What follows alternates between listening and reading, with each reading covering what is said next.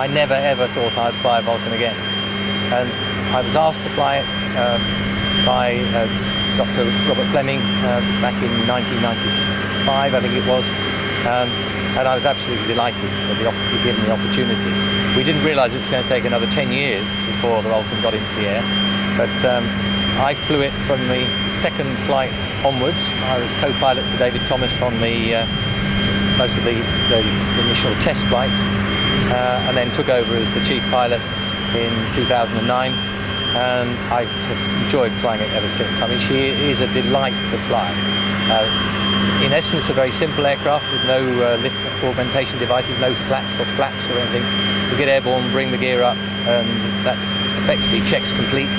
But then in a display environment, just to know how beautiful this aircraft is when you just turn it in front of the crowd and know the amount of pleasure that you are bringing to people on the ground seeing this delightful British icon in itself. It gives an enormous amount of satisfaction, apart from just the joy of putting the power on, pulling it up into steep climbs, racking on the bank, seeing a lovely rate of roll, but knowing that what you're doing is looking good thanks to the aeroplane.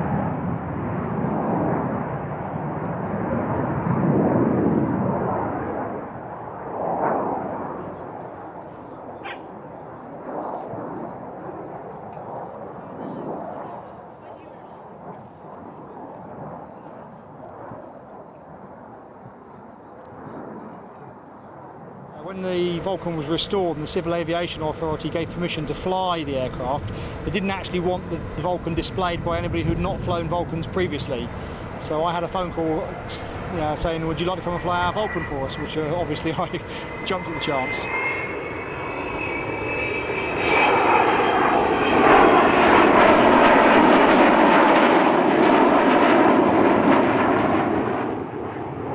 It's very difficult to describe what it's like to fly unless you're talking to somebody who's flown lots of other aircraft as well.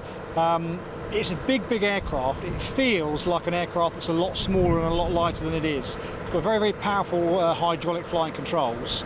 Its handling characteristics are almost fast jet-like, fighter-like.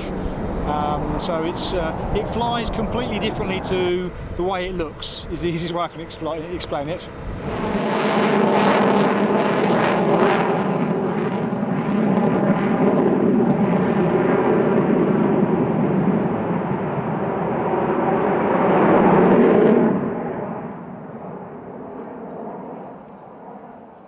She's a vintage aircraft, and like all vintage machinery, she needs taken care of. Our engineers take particularly good care of her, and we try to do the same when we fly.